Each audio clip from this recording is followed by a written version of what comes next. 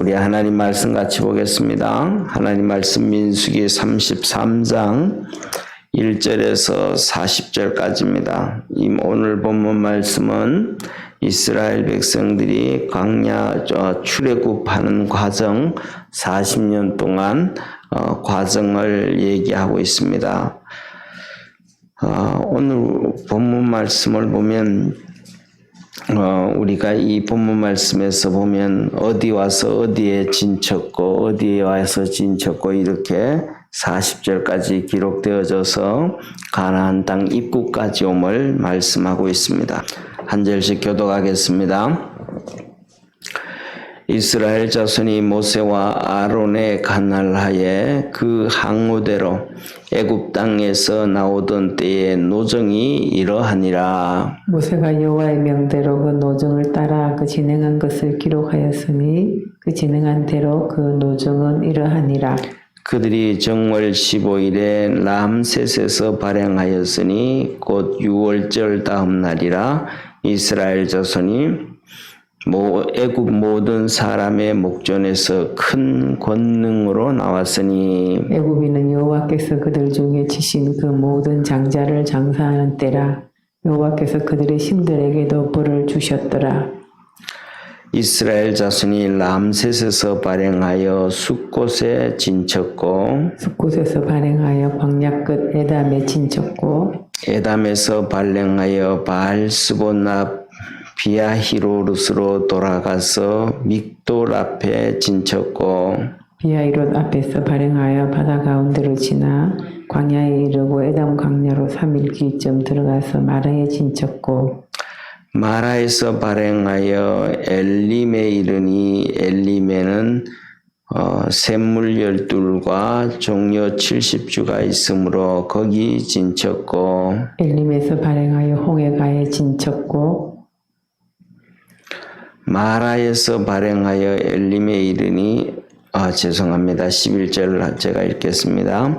홍해가에서 발행하여 신광야에 진쳤고 신광야에서 발행하여 돕가에 진쳤고 돕가에서 발행하여 알루스에 진쳤고 알루스에서 발행하여 르비딤에 진쳤는데 거기는 백성의 마실 물이 없었더라. 르비딤에서 발행하여 시내 광야에 진쳤고 시내 광야에서 발행하여 기브롯 핫다와에 진쳤고 기브롯 핫다아와에서 발행하여 하세롯에 진쳤고 하세롯에서 발행하여 림마에 진쳤고 릿마에서 발행하여 림몬베레스에 진쳤고 림몬베레스에서 발행하여 림나에 진쳤고 림나에서 발행하여 리사에 진쳤고 리사에서 발행하여 그엘라다에 진쳤고 그엘라다에서 발행하여 세벨산에 진쳤고 세벨산에서 발행하여 하라다에 진쳤고 하라다에서 발행하여 마켈롯에 진쳤고 마켈롯에서 발행하여 다핫에 진쳤고 다핫에서 발행하여 데라에 진쳤고 데라에서 발행하여 미가에 진쳤고 미가에서 발행하여 하스모나에 진쳤고 하스모나에서 발행하여 모슬에서 진쳤고 모세롤에서 발행하여 브네야간에 진쳤고 브네야 아간에서 발행하여 홀라깃갓에 진쳤고 홀라깃갓에서 발행하여 욥바다에 진쳤고 욥바다에서 발행하여 아브로나에 진쳤고 아브로나에서 발행하여 에시온 케벨에 진쳤고 에시온 게벨에서 발행하여 신광야 곧 가데스에 진쳤고 가데스에서 발행하여 에돔 국경 호르산에 진쳤더라. 이스라엘 자손이 애굽 땅에서 나온 지 40년 5월 1일에 제사장 아론이 여호와의 명으로 호르산에 올라가 거기 죽었으니 아론이 호르산에서 죽전 때의 나이 123세였더라. 가나안 땅 남방에 거한 가나안 사람 아라 왕이 이스라엘의 옴을 들었더라. 아멘.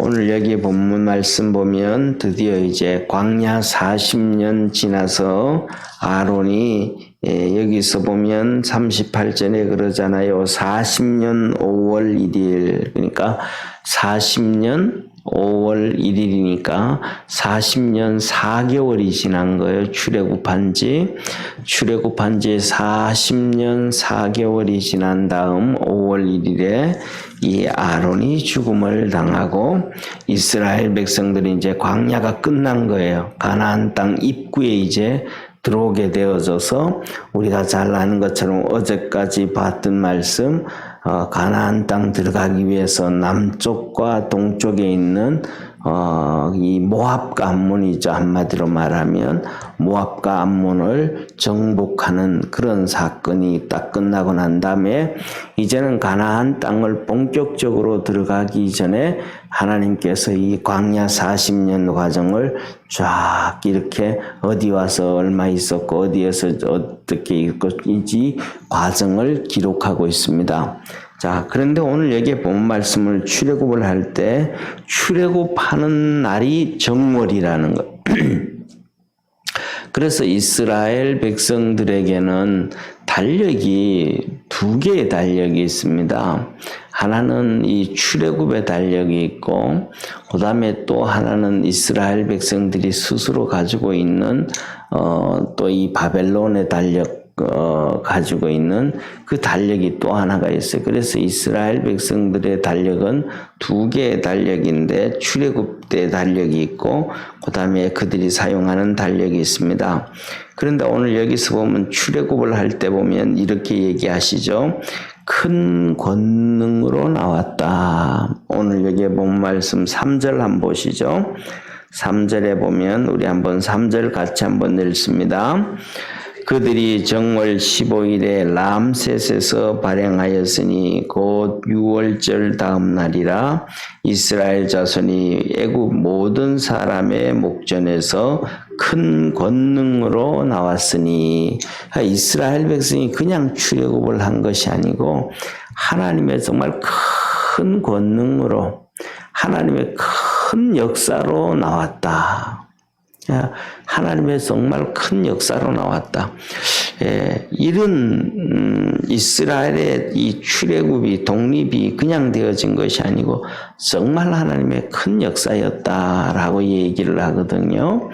그런데 중요한 것은 뭐냐 하면 우리가 지금 살고 있는 이 대한민국의 역사도 정말로 이 출애굽 이상의 하나님의 큰 역사 가운데서 대한민국이 세워진 거예요. 대한민국이. 우리가 잘 아는 것처럼 한번 보세요. 우리가 조금 이렇게 돌려서 이렇게 보면 지금 중공이 지금 중국이라 그러잖아요. 근데 이제 중국이라 그래야 되는 게 아니고 중공이 맞습니다. 중공. 자기들은 중국이라 그러지만 우리는 전 세계 사람들이 부를 때는 중공이 맞습니다. 왜냐하면 이 중국이라는 의미는 중국 사람들이 부르는 의미예요. 모든 나라의 중심이 우리다. 이게 중국이에요. 가운데 중자의 나라 국자잖아요. 그러니까 전 세계 모든 나라 가운데서 우리가 중심이다. 우리 뜻대로 모든 것을 다 한다. 이게 중공이거든요. 중국이란 말이에요. 그러니까 자기들이 나름의 중국이라 그러거든요. 그런데 우리가 부르는 것은 중국이라고 불러야 되는 게 아니고 사실은 뭐냐 하면 중공이라고 불러야 돼요. 중국 공산당이라고 불러야 마땅하다면 공산당. 그러다가 보니까 저도 그러지만은 중국의 남쪽, 필리핀, 인도네시아, 그 다음에 이 베트남 그 바다를 막 문제가 삼잖아요. 근데 그 바다도 뭐냐면 사실은 우리가 부르는 게 남중국해 근단 말이에요. 남중국해. 그러니까 중국 남쪽이라는 거. 이게 전부 다 뭐냐면 우리가 정말로 이렇게 중국에 그랬다면, 그건 거기는 남중국해라고 해야 되는 것이 또 해야 되는 거라고, 그거는 중국이 부르는 의미에서 남중국해거든요. 중국이 부르는 의미에서 남중국해란 말이에요.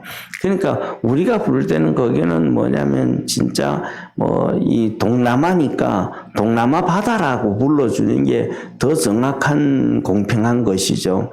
예를 들면 그쪽은 동남아니까, 동남아 바다도 동남아에 있으니까 동해를 부를 때 우리는 동해라고 부르고 일본은 일본해라고 부르잖아요. 그리고 우리는 이 서해를 부를 때 서해라고 부르지만 중국은 서해라고 안 부르잖아요. 황해라고 부르잖아요. 누런물이 들어오니까. 그러니까 그것을 이렇게 어떻게 부를 거냐에 따라서 달라지는 것처럼 그런 의미거든요. 그런데 중국을 한번 이렇게 보면, 자 보세요. 중국은 내몽고도 중국 땅이 돼버렸죠. 1956년입니까? 그때 티벳이 중국 땅이 되어졌거든요. 그 다음에 우리는 신장이라고 하잖아요. 신장. 신장은 새로운 땅이라는 의미잖아요. 예. 그런데 그 신장이 중국에서 부르니까 신장이지, 실질적으로는 동키르기스탄이란 말이에요. 그러니까 키르기스탄이 반 잘려가지고 서키르기스탄과 돈키르기스탄이 있는데, 서키르기스탄은 나라가 세워졌고 동키르기스탄은 중국이 땅이 돼버렸단 말이에요. 이런 상황 가운데 우리 조선 같은 경우에는 400년 동안 중국에 그렇게 있었으니까 하나님의 특별한 역사가 아니었다면 우리는 정말로 뭐라 그럴까, 대한민국이 되지 못하고 지금 어쩌면 자칫하면 중국 여권을 들고 다닐 수 있는 소수민족이 되어져 버린 결과가 되어질 수도 있었다는 거예요. 왜? 하나님께서 일해가지고 하나님께서 전 세계 영국과 독일과 프랑스와 미국과 이 서방의 허용 아래서 일본이 우리나라를 관리하게 됐거든요. 왜냐하면 러시아가 내려오니까 러시아를 경계를 해야 되니까. 그래서 우리가 예를 들면 갑오경장이라는 것도 시작이 되고 개혁이라는 것도 시작이 되어져서, 그 다음에 그때가 얘기하는 것처럼 청일전쟁이라 그러는데 우리는 자꾸 중국 중심이 되니까 청일전쟁이라 그러거든요. 일청전쟁이라고는 얘기하지 않잖아요. 익숙돼가지고. 그 다음에 또 러일전쟁이라 그러잖아요. 일본과 러시아의 전쟁, 러일전쟁. 그런데 그것도 러일전쟁이라 그러지만 일러 전쟁이라고 하지 않잖아요. 이게 뭐냐면 우리 문화 속에서 정말로 하나님의 역사보다가는 반대로 하나님의 역사 아닌 쪽에 우리의 마음이, 우리의 역사관이 쏠려져가 있는 거예요. 그러니까 역사가 왜곡되어져 버리거든요. 어떤 사람은 러일 전쟁이라 그러기도 하고, 어떤 사람은 일러 전쟁이라고도 하고, 어떤 사람은 청일 전쟁이라고도 하고, 어떤 사람은 일청 전쟁이라고도 하고, 이렇게 부르는 사람이 좀 다양해져야 모든 우리나라를 중심으로 되어진 주변의 역사가 객관적으로 볼 수가 있는데, 하나만 불러버리니까, 일본은 나쁜 놈으로 해버리니까, 사실은 뭐냐면 하나님이 우리나라를 축복해 준 것이 일본과 영국과 독일과 프랑스와 미국과 이 서방의 민주주의 세력, 이 사람들에 의해서 대한민국이라는 축복이 하나님 앞에서 세워진 거거든요. 그러니까 그 앞장을 서 있는 것이 누구냐면 일본이었단 말이에요. 그 앞에서 그들의 뒷배를 가지고 있었던 것이 일본이었단 말이에요. 그러니까 하나님께서 일본을 통해서 우리나라에 조선 500년 동안 종제도를 없애버린 거예요. 왜? 하나님은 우리에게 자유를 주시는 분이니까. 그래서 누가복음 4장에도 보면 하나님 예수님께서 그러잖아요. 가난한 자에게, 눌린 자에게, 갇힌 자에게 자유를 선포하고 은혜의 복음을, 은혜의 때가 되게, 은혜의 해를 만들었다 그러는 것은 은혜의 때가 되게 해주셨다. 그래서 이 자유를 가지고 있는, 기독교 자유를 가지고 있는 영국과 독일과 프랑스와 미국, 그 중심이 미국과 영국이에요. 그리고 그 중심이 미국이 90% 이상이고 영국이 한 10%란 말이에요. 그래서 1882년에 우리나라에 미국에서 복음을 주면서부터 시작해서 대한민국의 종이 폐지가 되어지고 자유가 들어오기 시작하고 가난이 물러가기 시작하고 축복이 시작되어지는 500년 동안의 가난이 물러가고 축복이 시작되어지는 것이 하나님의 역사였단 말이에요. 그래서 이 대한민국 땅에서 대한민국을 위해서 이 500년 동안 관리하던 중국을 이렇게 청나라, 그전에는 명나라 이런 것들을 쫓아내기 위해서 일본이 개입되기 시작해서 그래서 그 전쟁에서 이기고 난 다음에 1895년에 드디어 1896년이죠. 드디어 이 독립문을 세웠단 말이에요. 독립문. 이 독립문이 중국으로부터 독립이었단 말이에요. 중국으로부터. 그때는 일본은 1910년이니까 아직도 와지도 않았는데 그래서 독립문을 세우면서 그때 고종이 우리는 대한제국이다. 그때 대한제국이라고 했다면 대한민국의 출발이 거기서 나오는 거예요. 그래서 뭐냐면 독립문을 세울 때 지금 우리 애국가가 불러졌단 말이에요. 동해물과 백두산이 마르고 닳도록 하나님이 보호하사 우리나라 만세. 이것을 독립문을 세울 때 기공식을 할 때 예수 믿는 배제학당 학생들이 가서 찬송을 한 거예요. 배제학당 학생들이 가서 그러니까 우리나라 애국가는 출발이 찬송가에서 시작이 돼. 이게 찬송가예요.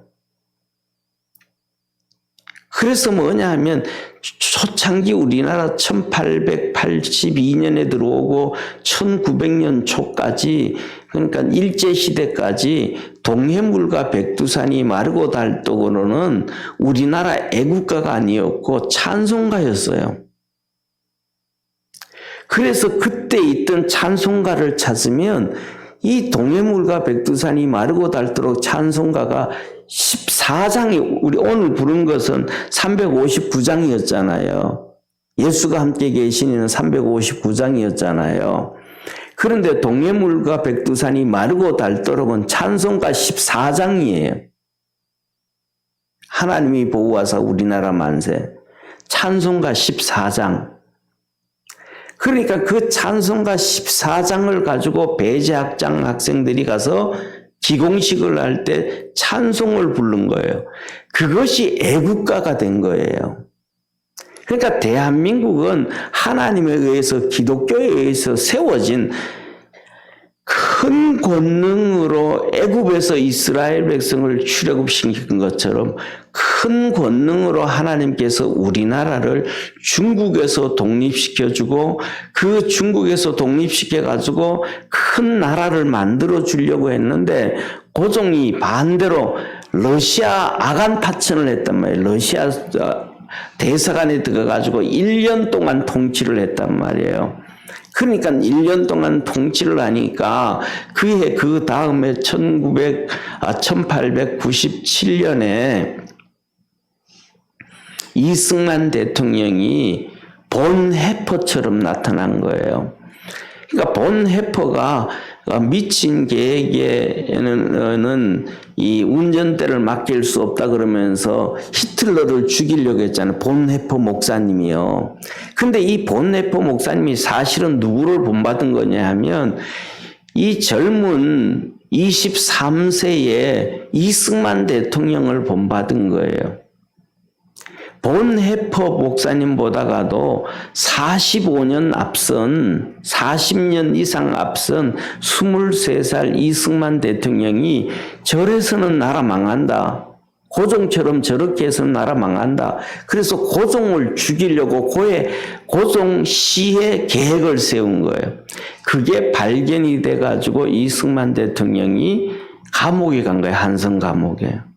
그런데 사형이 떨어졌는데도 선교사들에 의해서 언더우드 선교사와 아펜셀러 선교사와 헐버트 선교사, 이 선교사들의 로비에 의해서 이승만 대통령이 죽지 아니하고 7년 만에 감옥에서 나와요. 그래서 미국으로 유학을 간단 말이에요. 그리고 난 다음에 감옥에서 나오는 해에 이 대한제국은 그 외교권이 1905년에 박탈당하고 1905년 10월에 이승만 대통령은 미국으로 유학을 가고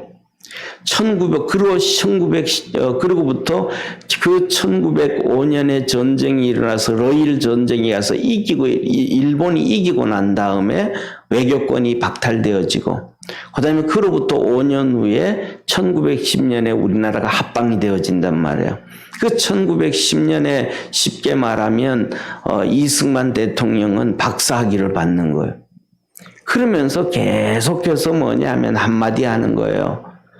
일본이 미국을 칠 때 대한민국은 독립한다. 우리 한 게 아무것도 없잖아요. 우리나라는. 그런데 하나님이 대한민국을 세워주셨음을 믿으시길 바랍니다. 그러니까 이스라엘 백성이 애굽에서 큰 권능으로 나왔듯이 하나님은 우리나라에 정말 큰 권능으로 상상을 초월하는 큰 권능으로 인류 역사상 처음 사용되어진 원자폭탄 처음 사용해졌고 지금까지도 한 번도 사용하지 아니하 있는 그 원자폭탄이라는 어마어마한 큰 하나님의 권능으로 대한민국이 건국되어지고 세워진 거예요.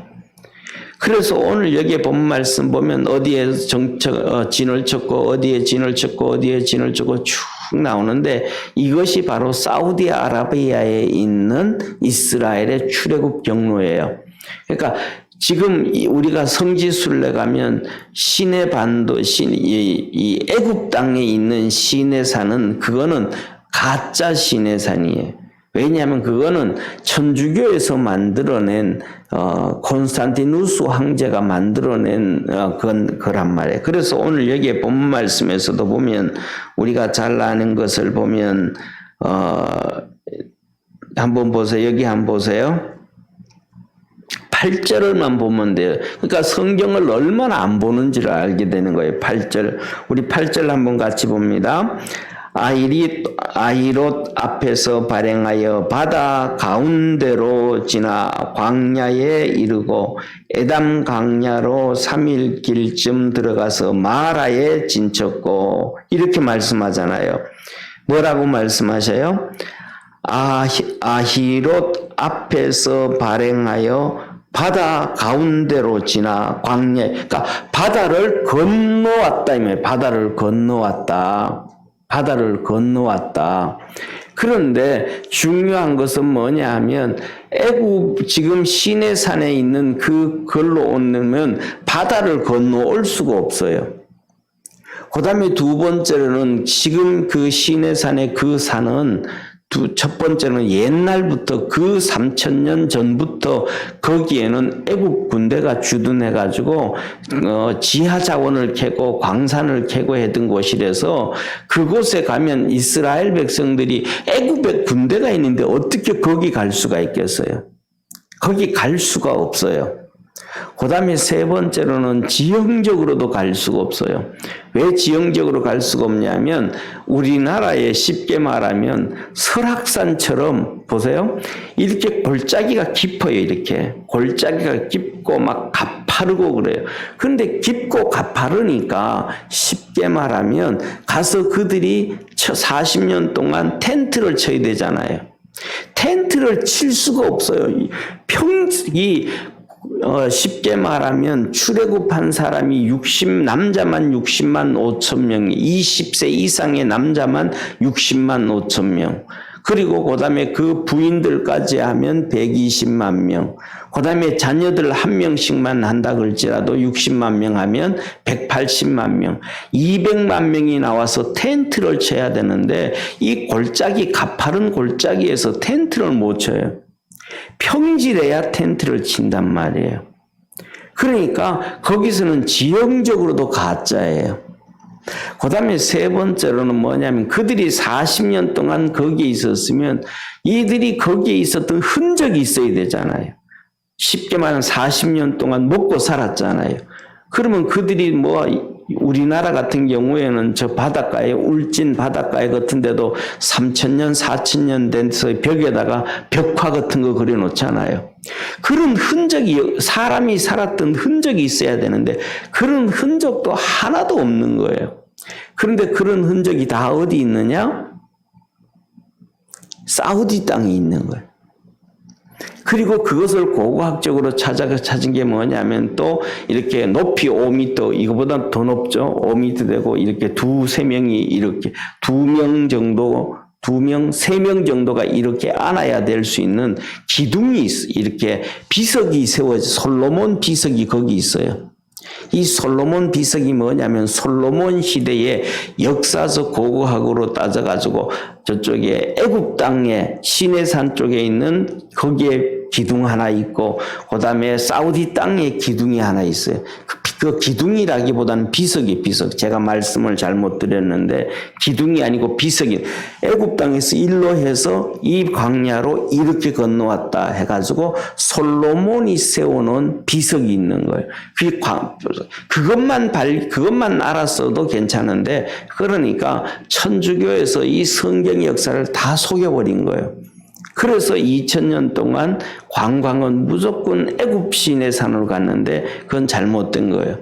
그런데 지금 사우디에서는 그것을 군사지역으로 만들어가지고 못 들어가게 하죠. 그런데 거기에 나와 있는 책들이 예를 들면 1965년부터 시작해서 미국에 있는 이 박사님이 지금은 타계하셨죠. 그분이 그걸 고고학을 다 캐냈고, 그 다음에 홍해에서 이스라엘 백성이 지나온 홍해에서 그 3,500년 전에 이 애굽 군인들이 탔던 전차 바퀴라든지 전차라든지 이런 것들을 다 사진으로 그 홍해 바다에 들어가 가지고 사진을 다 찍어 놓은 거예요. 잠수부를 통해 가지고.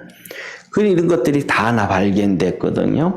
그래서 뭐냐면 오늘 이 본 말씀은 하나님의 큰 권능으로 애굽에서 나왔고 이스라엘 백성이 애굽에서 나올 때 문제가 없었던 것은 오늘 본 말씀 3절에 있던 것처럼 4절에 있던 것처럼 전부 장자들이 다 죽었으니까 그러니까 장자가 죽었으면 첫째로는 뭐냐면 한 30, 40된 장자도 있고 50, 60대 된 장자도 있을 거 아니에요.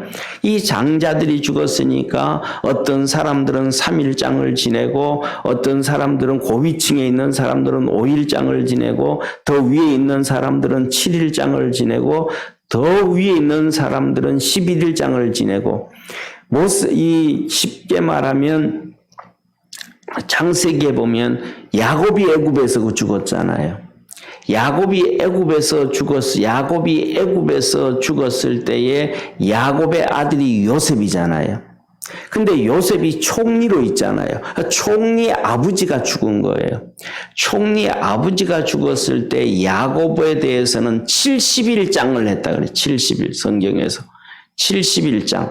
그러니까 세상적으로 고위층에 있으면 있을수록 이 오랫동안 장례를 지내요. 왜냐하면 조문객들이 워낙 많이 오니까 그 조문객들을 다 받기 위해서 장례를 지내는 거예요. 그러니까 백성들은 3일장부터 시작해서 어린애 같은 경우에는 그냥 갖다 묻지만 해서 5일장, 11일장, 이렇게 많이 한단 말이죠. 그러니까 그 사이에 이스라엘 백성들이 다 출애굽을 해 나온 거예요. 그래서 홍해를 지나가게 되어진 거거든요. 하나님의 엄청난 큰 권능으로 되어진 거예요. 대한민국도 우리도 500년 동안 조선의 그 중국의 식민지와도 같고 조선 땅 안에 양반들의 식민지, 종로 50%의 이 종로 살던 사람들이 하나님의 큰 권능으로 중국을 쫓아내고 독립을 이제 대한제국이 세워지고 종의 제도가 폐지되어지고 경제 개발이 시작되어지고 그다음에 자유를 하나님이 주시기 시작하고 그로부터 시작해서 이제 일본으로부터 36년 동안 완전히 벗어나게 해주시고 그 일본의 36년 동안 우리나라 한국 사람들이 얼마나 많은 사람들이 일본에 가가지고 공장에 가서 그다음에 회사에 가서 이런 그다음에 또 신세계 문명 이런 것들을 많이 배웠어요. 그다음에 미국으로 유학을 가고 그들이 갔다가 다 돌아와가지고 우리가 잘 아는 것처럼 일본이 세워놨던 공장들, 일본이 세워놨던 공장들로 인해 가지고 지금 SK가 세워진 거거든요. 그거 그냥 일본 사람들이 다 놓고 가는 바람에 그냥 그걸 물려받아 가지고 운영해 가지고 커서 지금 되어진 게 SK란 말이에요. 선경. SK 그것도 그렇게 되어졌죠. 그다음에 박정희 대통령이 포항제철 만들고 뭐하고 이렇게 할 때도 일본에서 배웠던 그 일제시대 때 사람들이 그 기술을 다 이용해 가지고 일을 하게 된 거죠. 만일에 그런 기술이 없었더라면 그런 일들을 아무것도 할 수가 없었죠. 더 나아가서는 우리가 잘 아는 것처럼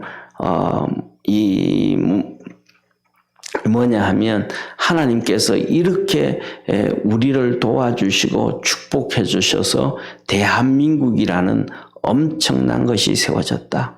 이렇듯이 하나님은 인류 역사상 가운데 구약에서는 이스라엘 백성을 선택하셨다면 마지막 때에는 대한민국을 선택해 가지고 전 세계로 이렇게 복음을 전하게 하시는 능력의 하나님이심을 믿으시길 바랍니다. 그래서 우리 삶 가운데서도 다른 민족 어느 누구보다가도 크게 하나님이 역사하셔서 우리의 믿음의 성도들을 도와주시고 또 교회를 도와주시고 있음을 저는 믿습니다. 그래서 우리 믿음의 성도들이 이런 어려움 가운데서도 열심히 기도하고 믿음으로 살아가고 하나님께 영광을 돌리고 승리하는 우리 축복의 성도가 되기를 주의 이름으로 축원합니다. 기도드리겠습니다. 전능하신 하나님 아버지, 하나님께서 이스라엘 백성들을 큰 권능으로 출애굽시켜 주셨던 것처럼 대한민국을 큰 권능으로 세워주시고 축복해 주시고 역사하셔서 하나님의 영광, 하나님의 은혜 가운데 있게 하셨습니다. 하나님 아버지, 오늘도 우리 모든 믿음의 성도들에게 하늘문을 여시고 성령의 도우심 있게 하시고 주의 영광 나타나도록 은총 내려 주옵소서. 큰 권능으로 다시 한번 하나님 아버지 대한민국을 축복해 주셔서 대한민국이 다시 한번 전 세계에 주의 복음을 전할 수 있도록 은총 내리셔서 악한 자들은 멸하여 주시고 대한민국을 해하려고 하는 자들은 다 심판하셔서 하나님께서 이스라엘 백성을 두 손으로 모아서 옮기듯이 축복하셨듯이 또 대한민국을 그렇게 능력의 팔로 다시 한번 세우셨듯이 다시 한번 세워주셔서 하나님의 역사를 이루어갈 수 있는 축복의 나라, 능력의 나라 되게 하시고 그 축복의 성도, 능력의 성도들이 되도록 새벽마다 하나님 앞에 나와 기도하는 성도들에게 큰 복을 더하여 주옵소서. 구원하신 예수님의 이름으로 기도드립니다. 아멘. 하늘에 계신 우리 아버지여, 이름이 거룩히 여김을 받으시오며 나라에 임하옵시며 뜻이 하늘에서 이룬 것 같이 땅에서도 이루어지리이다. 오늘날 우리에게 일용할 양식을 주옵시고 우리가 우리에게 죄진 자를 사하여 준 것 같이 우리 죄를 사하여 주옵시고 우리를 시험에 들게 하지 마옵시며 다만 악에서 구하옵소서. 대개 나라와 권세와 영광이 아버지께 영원히 있사옵나이다. 아멘.